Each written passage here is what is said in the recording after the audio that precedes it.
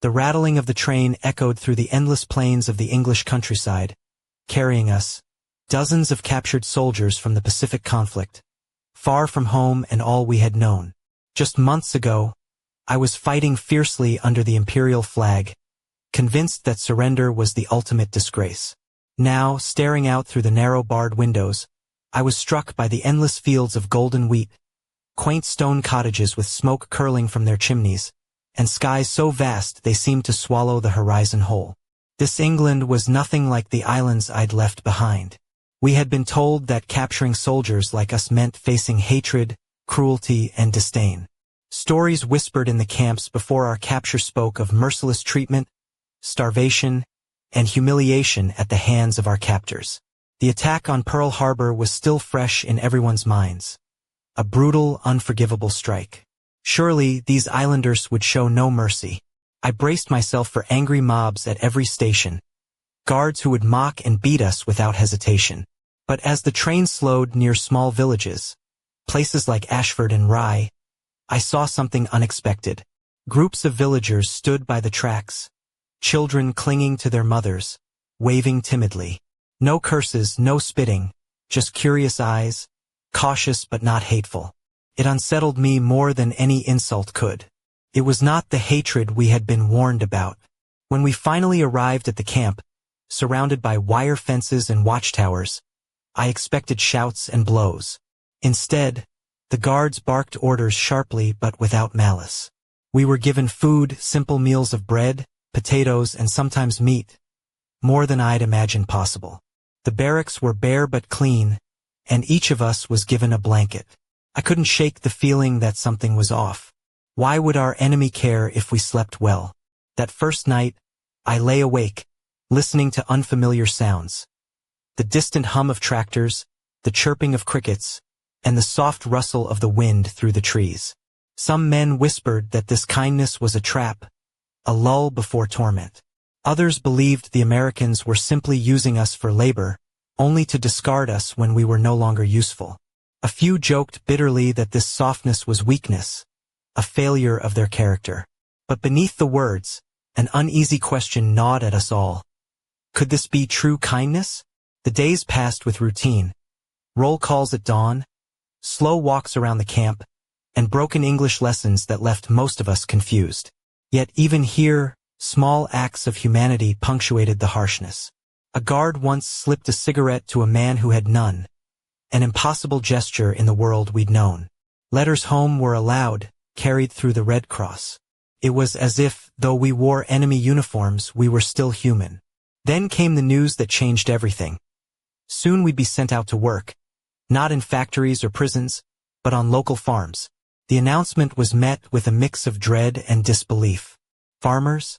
The same people who had lost sons in the war? Surely now the true cruelty would begin. We pictured angry villagers, fists clenched, ready to make us pay for Pearl Harbor. That night, the cicadas sang outside the camp, their sound eerie in the stillness. Sleep eluded me as I thought of those endless fields we had glimpsed from the train, the whitewashed barns, and the quiet villages that seemed untouched by war. Tomorrow we would step outside the wire into that strange world, into the hands of those who had every reason to hate us. But none of us dared imagine what we would truly find. Not revenge, but a gentleness so profound it shook the foundations of everything we believed. As dawn broke, cold and clear, we were marched out in formation. The air smelled of damp earth and freshly cut hay. Guards called our names with sharp voices, but there was no cruelty in their tones. Trucks waited beyond the gates, ready to carry us further into the countryside. As we climbed aboard, the faces outside were not twisted with hatred, but filled with cautious curiosity. The trucks jolted forward along narrow lanes lined with hedgerows and wildflowers. We passed farms with children playing tag near wooden fences and women hanging clothes on lines, their dresses fluttering in the breeze. The farmers themselves stood apart, silent and watchful, not shouters or spitters, but watchers, like we were strangers who belonged, if only for a moment. I looked around at the men beside me, faces drawn with fear and confusion. Some whispered that this was a trick, others held on to hope like a lifeline. But as the truck rumbled on, a strange feeling settled in my chest. Perhaps this war, with all its fire and fury, had not yet claimed every heart. And yet, beneath that fragile hope, a question lingered, darker than the night itself. Why? Why would those who had lost so much choose mercy over vengeance? And what awaited us on the other side of the fence, in the seemingly peaceful fields of this foreign land? As we neared the first farm, the sun climbed higher, casting long shadows over the tilled earth. The gates opened, and we stepped off the truck, our boots sinking slightly into the soft soil. The farmer, a tall man with a weathered face and steady eyes, nodded without a smile. His wife stood nearby, her dress simple but neat, a faded scarf tied loosely around her dark hair. The children peered shyly from the porch, their bare feet dusty from play. No anger, no curses, just work. And so, under the wide English sky, I took my first step into a new kind of captivity, one where the enemy's kindness was the real battle. The morning sun poured over the farm like a spotlight on a stage I never wanted to be part of. The fields stretched out before us in neat rows, potatoes, carrots, and cabbages ripe for harvest. The earth smelled sweet and fresh, a sharp contrast to the acrid smoke of battleships and gunfire that haunted my dreams. I gripped the handle of the spade handed to me, its wooden shaft smooth from years of use, and tried to steady my trembling hands. The farmer, Mr. Thompson, was a broad-shouldered man with a face carved by decades of sun and wind. His hands, rough and scarred, moved with practiced ease as he demonstrated how to dig without damaging the roots beneath.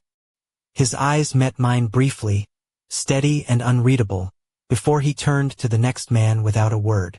Mrs. Thompson followed behind, her dress a faded floral print that fluttered around her knees, and her soft leather shoes pressed into the dirt. A simple silver locket hung from her neck, catching the light when she moved. She carried a wicker basket filled with freshly baked scones and a jug of warm tea. I caught a glimpse of her smile, gentle, hesitant, as she approached the guards first, then us. For a moment, the scent of baked bread and the warmth of the tea seemed to unravel the tight coil of fear inside me. I hesitated, then accepted a scone with shaking fingers. The bread was soft, buttery, nothing like the hard biscuits we'd been given at the camp. I bit cautiously, half expecting some cruel trick, but the taste was real, comforting and oddly familiar. A small boy appeared then, no older than 8, with mop-like sandy hair and cheeks flushed from the morning's chill. He held out a worn leather football, it seems frayed and patched. His blue eyes shone with curiosity as he shuffled closer, his breath misting in the cool air. I wanted to say something, anything, but all I could manage was a broken, "Hello." He grinned, his teeth uneven but bright, and tossed the ball gently toward me. It wobbled awkwardly, but I caught it. For a moment the war felt miles away, and I was just a boy again, playing in a sunlit field. Behind me, one of the guards chuckled softly. "Looks like you've got a fan, mate," he said, lighting a cigarette. I wanted to laugh but swallowed the lump in my throat instead. The work began in earnest. The sun climbed higher, beating down on our bent backs and aching limbs. The soil clung stubbornly to my fingers, and sweat trickled down my neck, mingling with the grime. Yet, despite the exhaustion, there was no shouting, no cruel commands, only the farmer's quiet instructions, spoken slowly and clearly. When I dropped a basket of potatoes by mistake, expecting a sharp rebuke, Mr. Thompson merely shook his head and helped me gather them. "It's all right," he said, voice gravelly but kind. "We all make mistakes." I glanced up at Mrs. Thompson, who was watching from the porch. Her eyes held no contempt, only a tired understanding that made my chest tighten. That evening, as the sun dipped behind the rolling hills, painting the sky in shades of orange and purple, we were herded back to camp. The silence among us was heavy, each man lost in his own thoughts. In the barracks, the talk was subdued but filled with wonder. Tom, a wiry man with a scar along his jaw, whispered, "Did you see the boy? He didn't look at us like monsters." I nodded, feeling the weight of it all pressing down. "It's like they're trying to show us something. But why? No one knows, another muttered. But it's not what we expected. As darkness fell, I lay on my cot, the rough blanket itchy against my skin. The memories of the day, the soft smile of a woman, the outstretched hands of a child, the quiet patience of a farmer, played over and over in my mind. And beneath it all, a question grew louder. In this strange place, where the enemy showed kindness instead of hatred, what truths were waiting to be uncovered? What secrets lay hidden beneath the soil we tilled, beneath the polite nods and shared bread? Tomorrow we would return to the fields. But tonight, the mystery of their mercy haunted me more than any nightmare. The next morning, a cool mist clung to the fields as we were loaded onto the trucks again. The earth beneath us still damp and fragrant. I squinted through the fog, trying to make sense of this world that felt both alien and strangely familiar. The cottages we passed were clad in stone, ivy creeping up their walls, chimneys puffing delicate clouds of smoke that drifted lazily into the gray sky. Somewhere nearby, a rooster crowed, breaking the silence with an oddly cheerful call. We arrived at a larger farm today, one where the fields rolled out in endless waves of barley and oats. The farmer, a stern but not unkind man named Mr. Harrison, greeted us with a nod that barely lifted his weather-beaten cap. He was a tall man, his broad shoulders filling the doorway of the barn like a guardian of the land. His clothes were practical. A faded green jacket, worn trousers tucked into muddy boots, and his eyes, deep-set and serious, held a quiet determination. Unlike Mr. Thompson, Mr. Harrison wasted no words. Instead, his commands came in clipped phrases, broken English that we pieced together from his gestures and the context. "Dig here," he said, pointing to a stretch of soil. "Potatoes. Heavy. Careful." His wife, a slender woman with sharp cheekbones and a mop of curly hair pinned back with a faded ribbon, moved among us with a basket of apples in hand. Her dress was simple but neat, the skirt swaying just below her knees, and her hands bore the fine scars of hard work. She offered the apples first to the guards, then hesitated before turning to us. Placing the basket down within reach, she gave a small nod, as if granting permission to take what we needed. I caught an apple, its skin smooth and cool, the scent of fresh fruit sharp and sweet. Taking a bite, the crispness burst in my mouth, a moment of unexpected joy amid the toil and uncertainty. Around me, others hesitated, then followed suit, the sound of crunching apples mingling with the rustle of leaves and the murmurs of the fields. As the day wore on, the rhythm of work settled into a steady beat. We dug trenches, hauled sacks of grain, and tended to the animals. Cows lowing softly in their stalls, chickens clucking as they pecked at scattered feed. The guards lingered at the edges, their rifles slung but their eyes watchful. I found myself paired with a younger prisoner named Jack, a lanky man with sharp eyes and a quick smile that rarely surfaced these days. He tried halting English, asking the farmer questions that earned patient nods and occasional chuckles.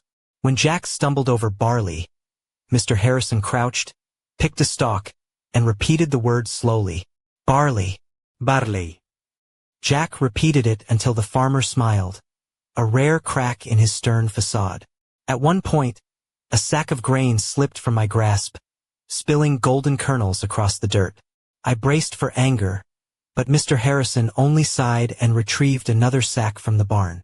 "No harm," he muttered, shaking his head. I felt a flush of shame, not for the mistake, but for my own expectation of cruelty. Near the farmhouse, Mrs. Harrison worked at the kitchen window, her apron dusted with flour. Her eyes met mine briefly, and I caught a flash of something I couldn't name. Compassion? Pity? Or perhaps just the weary kindness of someone who had seen too much hardship.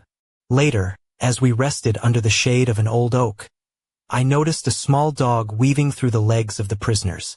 Its coat was a patchwork of brown and white, and it wagged its tail with unguarded friendliness. The dog approached me cautiously, sniffed my boots, then licked my hand before trotting off to the next man. Laughter rippled quietly among us at this small, absurd moment. That evening, back at the camp, the barracks buzzed with low conversation. The days on the farms had begun to blur together, each filled with hard labor and unexpected kindness. Some men clung stubbornly to the old beliefs that this civility was a mask, a trick to lull us into submission. But others, like me, found their resolve softening, their hearts tangled in confusion. I thought about the farmers' faces, lines etched by sun and sorrow, eyes that held memories of loss yet still offered bread and apples. I wondered how they reconciled their grief with this strange mercy.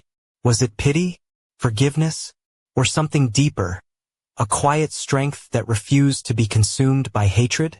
As night fell, I lay awake, the straw mattress beneath me rough but strangely comforting.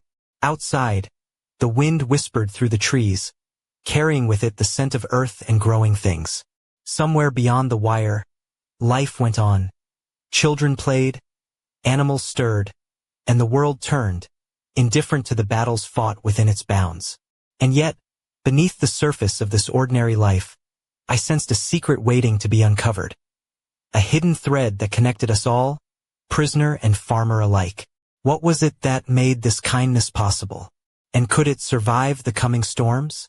The answers, I feared, might change everything I thought I knew about loyalty, honor, and the true cost of war. The dawn broke over the camp with a soft pink glow, filtering through the narrow slats of the barracks window and casting long shadows on the wooden floorboards. I stretched, feeling the stiffness in my limbs from days of relentless labor, and tried to steady my breathing. Today, the routine would be the same. Another long day in the fields, but I couldn't shake the restless knot twisting in my gut. As we were herded out toward the trucks, I caught sight of a woman standing by the farmhouse gate. She wore a simple, pale blue dress that hugged her figure just enough to reveal the gentle curves of her waist and hips. Her dark hair was pinned up loosely, a few strands escaping to frame a face both strong and tender. Around her neck, a delicate gold chain glinted faintly in the morning light. She watched us with quiet eyes, curious, unafraid, and somehow impossibly calm. Her presence stirred something unexpected in me, a flicker of warmth amidst the cold uncertainty of captivity. The farm we arrived at today was smaller but no less demanding. Rows of cabbages and lettuces stretched out in neat lines, and the scent of freshly turned earth filled the air. The farmer, a wiry man named Mr. Collins, had a quick smile and eyes that crinkled at the corners. He moved among us with surprising ease, offering brief words of encouragement in his clipped accent. "Good work," he said, nodding as I struggled to lift a heavy sack of fertilizer. "Keep at it." Mrs. Collins, the woman by the gate, came closer as we settled into the tasks. She carried a basket of strawberries, their bright red hue vivid against the green leaves. She approached cautiously, offering the fruit first to the guards, then to us. The sweetness of the berries was unlike anything I'd tasted in months, tart, juicy, and bursting with life. As I bit into a strawberry, the sharp taste mingled with a sudden rush of memories. Summer afternoons in my village, the laughter of children, the smell of the sea breeze. For a moment, it was as if I had been transported far from this foreign land and the weight of war. Throughout the day, Mrs. Collins lingered nearby, her soft gaze occasionally meeting mine.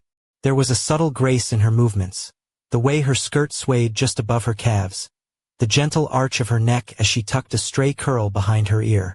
She wore worn leather boots, scuffed but sturdy, and a simple silver bracelet that caught the sunlight with each gesture. I found myself stealing glances, drawn to a warmth I hadn't allowed myself to feel in months. It was a dangerous distraction, yet in those fleeting moments, I was not a prisoner, not a soldier, but simply a man longing for connection. The work was grueling. We dug trenches for irrigation, weeded rows of vegetables, and carried bundles of harvested crops to the barn. The sun climbed relentlessly, pressing down with a weight that left my skin burning and my muscles screaming for respite. Yet, even in the midst of exhaustion, the absence of cruelty was a balm. At one point, a young prisoner stumbled, collapsing onto the dusty path. Expecting the guards to bark orders or worse, I was surprised when Mr. Collins knelt beside him, offering water from a battered tin cup. The guard nearby simply nodded in approval, and the prisoner's grateful eyes met mine.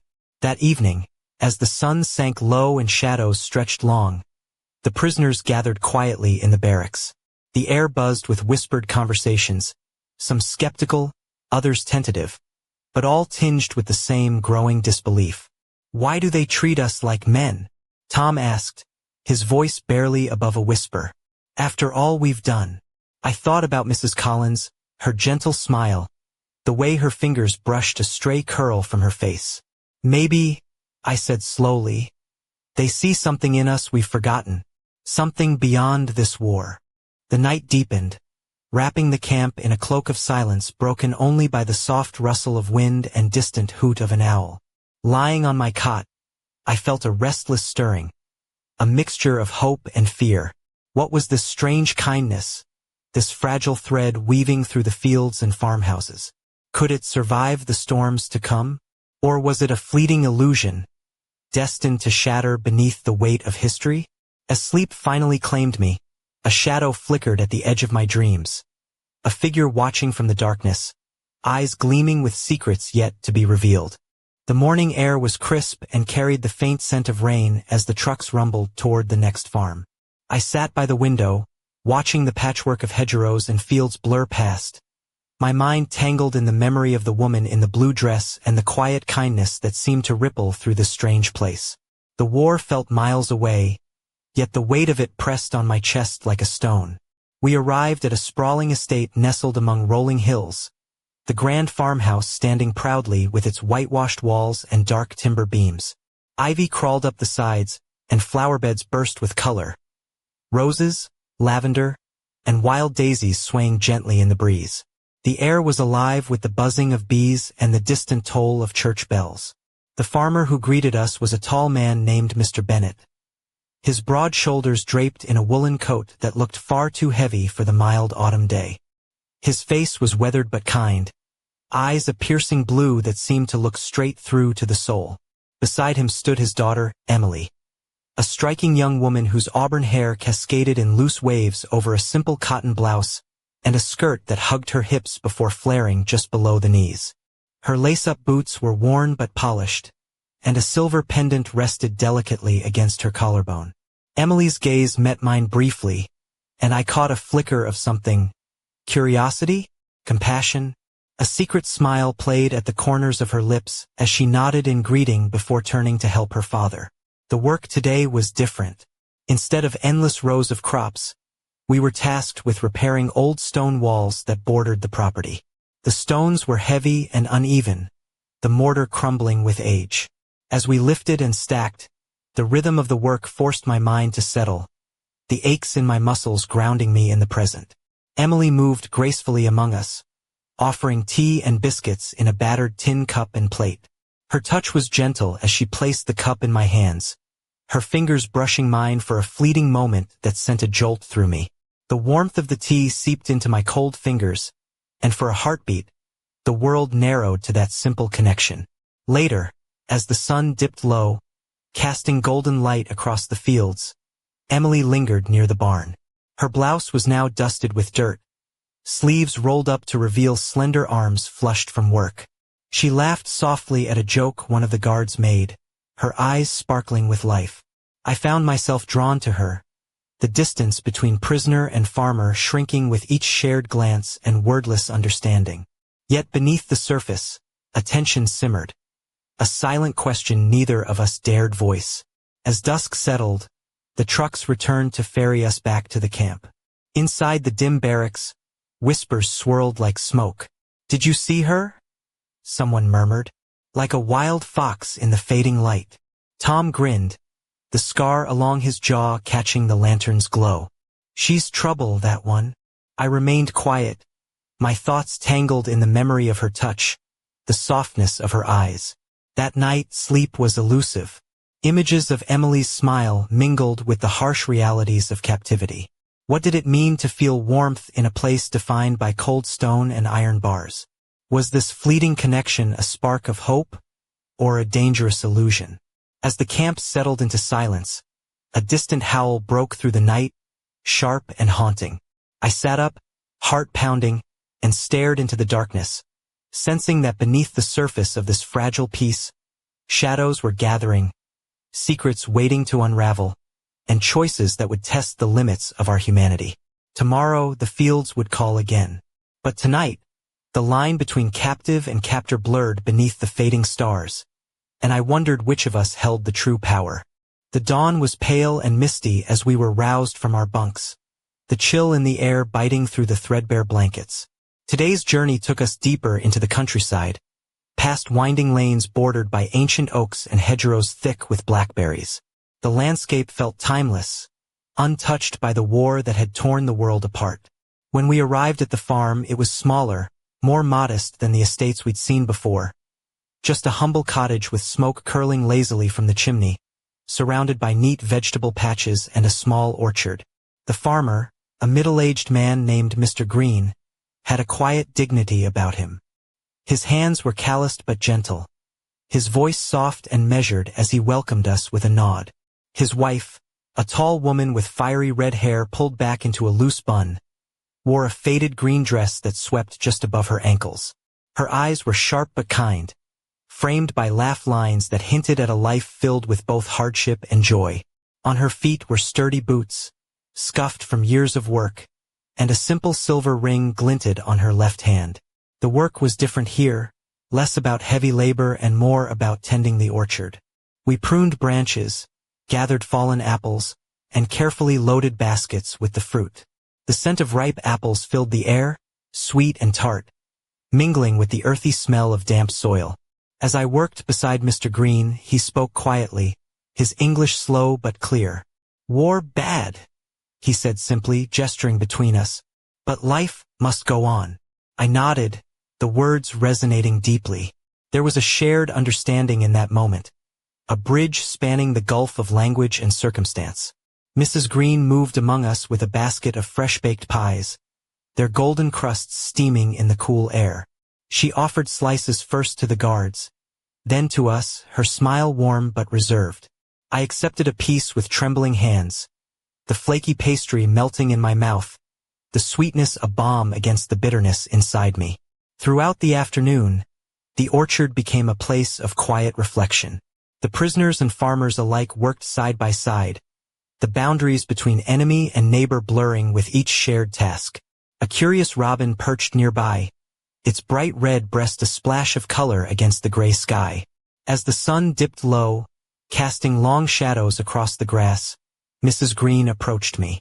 Her eyes held a flicker of something unspoken. A question, a plea, or perhaps a simple act of trust. She reached out, brushing a leaf from my shoulder with surprising gentleness. For a moment, the world held its breath. Back at the camp, the quiet hum of conversation took on a new tone. The men spoke softly of the orchard, of the kindness found in unexpected places. Some clung to old fears, whispering warnings of deception. Others, like me, grappled with the fragile hope that maybe, just maybe, humanity could survive even here. That night, as the wind whispered through the trees and the stars blinked coldly overhead, I lay awake pondering the mystery of these farmers. Their kindness, their resilience, and the shadows that flickered just beyond the light. What secrets did this land hold? And what price would we all pay to uncover the truth? The morning fog hung low as we were roused from the barracks, the chill seeping into our bones despite the thin blankets. Today, the trucks carried us to a farm nestled beside a winding river, its waters glinting like silver threads through the soft green of the valley. The land here was wild, untamed hedgerows tangled with brambles, and the scent of damp earth mingled with the sharp tang of wildflowers. The farmer who met us was a broad-shouldered man named Mr. Foster, his face weathered but open, framed by a crown of thinning gray hair. He wore a thick woolen jumper over sturdy trousers and boots caked with mud. Beside him stood his wife, a graceful woman with chestnut hair pulled into a loose braid, strands escaping to softly frame her face. Her dress was a deep forest green, simple but elegant, falling just below her knees, and a delicate silver brooch pinned at her collar caught the morning light. Their presence was calm but commanding, a quiet strength rooted in the soil beneath their feet. Today, our task was to mend fences along the riverbank, repairing broken posts and weaving wire to keep livestock safe. The work was hard, the dampness of the earth soaking through my gloves, but the rhythm was steady and oddly comforting. As we labored, Mrs. Foster moved among us, her voice soft as she offered warm mugs of tea and slices of homemade cake. The sweetness of the sponge and the sharp tang of the jam were small luxuries that brightened the long day. At one point, a stray sheep wandered near, its wool thick and matted. I cautiously approached, extending a hand. The animal nuzzled gently, its breath warm against my palm. Nearby, Mrs. Foster smiled, her eyes crinkling with quiet amusement. As dusk settled, casting a golden glow over the farm, I found myself drawn to the river's edge. The water flowed steadily, reflecting the fiery hues of the setting sun. The world felt fragile, suspended between light and shadow. Back at the camp, the men gathered in hushed groups, the day's work weighing on our bodies and minds.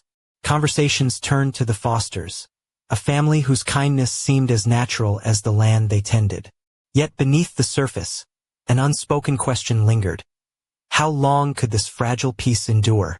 How long before the scars of war and loss seeped back into these fields, shattering the delicate bonds we'd begun to forge?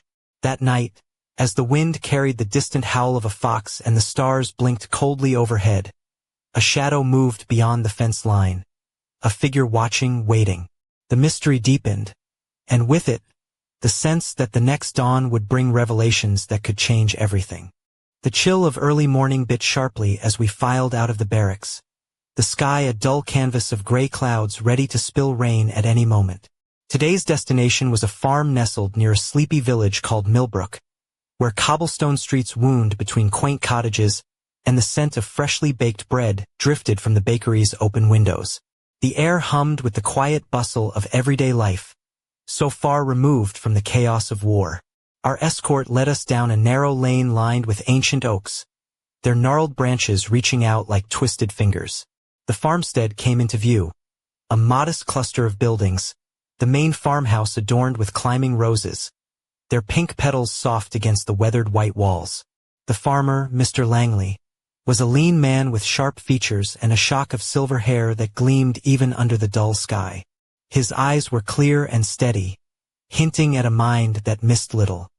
His wife, Margaret, was a striking woman with raven black hair pinned high, her slender figure wrapped in a simple but elegant dress of deep burgundy that swept just above polished leather boots. Around her neck, a delicate gold locket caught the light whenever she moved, adding a subtle shimmer to her composed presence. Margaret's gaze lingered on us a moment longer than expected, her dark eyes filled with a mixture of curiosity and something softer, perhaps empathy or remembrance. The day's work was varied, repairing a broken wheelbarrow, tending to the vegetable garden, and stacking firewood for the coming winter.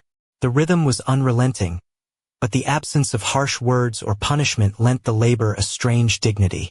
Margaret moved gracefully among us, offering cups of steaming broth and slices of hearty bread.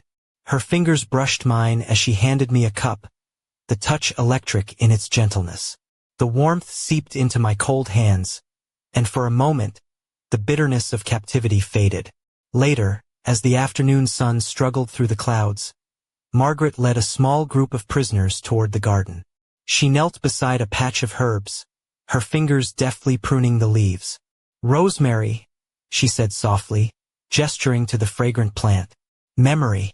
Hope." Her words hung in the air, fragile yet profound.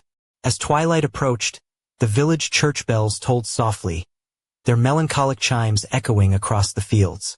The prisoners gathered near the farmhouse, sharing quiet conversations filled with wonder and disbelief at the kindness extended to them. That night, beneath the pale glow of a half-moon, I lay awake, haunted by Margaret's words and the weight of what they implied. In this place of unexpected grace, the past and future collided, memories etched deep and hopes yet to be realized. Outside the camp, a faint rustling stirred the darkness, a whisper of movement too deliberate to be the wind. Somewhere beyond the fence, eyes watched, waiting for the moment when this delicate balance might tip. The question remained, could kindness truly survive the shadows cast by war? Or was it merely a fleeting dream soon to be shattered? The dawn was muted, a pale wash of gray spilling over the rolling hills as the trucks rumbled once more through the winding country lanes. Today's farm was larger. An expansive estate surrounded by ancient stone walls and sprawling pastures where sheep grazed lazily beneath twisted oaks. The scent of damp earth and freshly mown hay hung heavy in the air, mingling with the distant call of songbirds. We were met by Mr. Wallace, a tall man with a dignified bearing, his silver hair neatly combed back and eyes sharp beneath bushy brows. His clothes were simple but well kept, a dark jacket over a crisp shirt, and sturdy boots worn from years of work. At his side stood his wife, Evelyn, a graceful woman whose auburn hair was swept into an elegant bun. Her dress, a soft cream color embroidered with delicate floral patterns, hinted at a quiet refinement, and a pearl necklace rested gently at her throat. Evelyn's gaze swept over us with a mixture of solemnity and warmth, her lips curving into a gentle, reassuring smile. The day's labor took us to the orchards once more, where rows of apple and pear trees stood heavy with fruit. We pruned branches and gathered fallen fruit, the sun breaking through intermittent clouds to cast dappled light across the fields. As I worked, Evelyn approached carrying a basket of freshly baked scones, their golden crusts dusted with sugar. She offered one to me, her fingers lingering a moment longer than necessary as I accepted it. The sweetness was a small comfort, a reminder of normalcy amid the uncertainty. Later, she spoke quietly, her voice soft but steady. "War takes much," she said, "but it does not have to take everything." Her words resonated deeply, stirring a fragile hope within me. That evening, as the sun dipped below the horizon and the sky blazed with streaks of crimson and gold, the prisoners gathered near the farmhouse. Conversations turned to the strange kindness we'd encountered, the growing bond between captor and captive, and the unspoken questions that lingered. Yet beneath the surface, a shadow loomed. Rumors whispered of unrest beyond the camp, of tensions simmering among the guards, of orders shifting with the tides of war. The fragile peace we'd come to know felt precarious, as if the wind might change and sweep it all away. As darkness fell, a sudden commotion shattered the quiet. Shouts echoed from the guard towers, and the sharp crack of a rifle split the night. Hearts pounded, breaths caught in throats. In the shadows beyond the fence, a figure moved swiftly, vanishing before anyone could see clearly. The camp was thrown into turmoil, the fragile threads of trust and kindness fraying under the weight of fear and suspicion. And in that moment, I realized that the true battle was not fought on distant shores or in raging skies, but here, between despair and hope, hatred and mercy. What would survive the coming storm? Only time would tell. The camp lay shrouded in uneasy silence as dawn broke, pale light filtering through a sky heavy with clouds. The events of the night weighed on every man's mind, the shadows of suspicion and fear casting long fingers over our fragile peace. Guards moved with tense urgency, voices low but sharp, their eyes darting toward the wire fences as if expecting the enemy to emerge from the mist. I stood among the prisoners, heart pounding, senses stretched thin. The man who had fled into the darkness was a mystery. Was he a desperate prisoner seeking escape, or something else entirely? Whispers curled through the barracks like smoke. Rumors of spies, saboteurs, even traitors among us. Yet amid the turmoil, a quiet strength began to stir. The farmers, those steady souls who had shown us kindness despite the wounds of war, continued their work with calm resolve. Their eyes held a quiet defiance, a refusal to let fear unravel the bonds we'd built.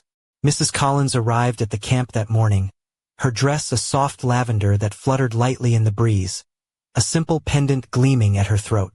Her gaze swept over us with gentle concern, and she carried baskets of bread and warm stew, offering nourishment without hesitation. As she moved among the men, her presence was a balm, a reminder that even in darkness, light could persist.